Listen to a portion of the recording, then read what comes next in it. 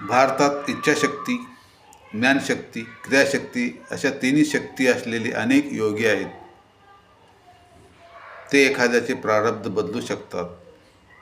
एवढेच नव्हे तर विश्वात घडणाऱ्या अनेक संभाव्य घटना, युद्ध, भूकंप देखील स्वतःच्या इच्छेने टाळू शकतात, अगर पुढे ढकलू शकतात. पण असे योगी प्रसिद्धीपासून फार दूर असतात. प्रेमाने वागावे, दररोज 2 तास ईश्वर चिंतन करा. इतके केले तरी ईश्वराचे आशीर्वाद तुम्हाला प्राप्त होतील. सकाळी 1 तास, संध्याकाळी 1 तास. परमेश्वराची भक्ती व दान करणारा मनुष्य हा नेहमी सुखी असतो. सकाळी 1 तास व संध्याकाळी 1 तास परमेश्वराचे नामस्मरण केल्यास ग्रहदशा फारशी बाधत नाही.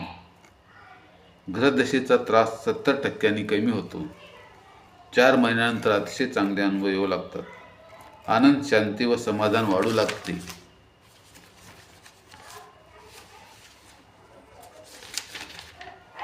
अदृश्य सृष्टीतून मदत मिळू लागते.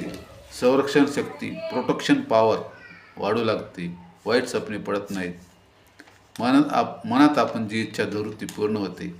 सतत आनंद वाटत राहतो व हा आनंद कुठल्याही व्यक्तीवर व वस्तूवर अवलंबून नसतो.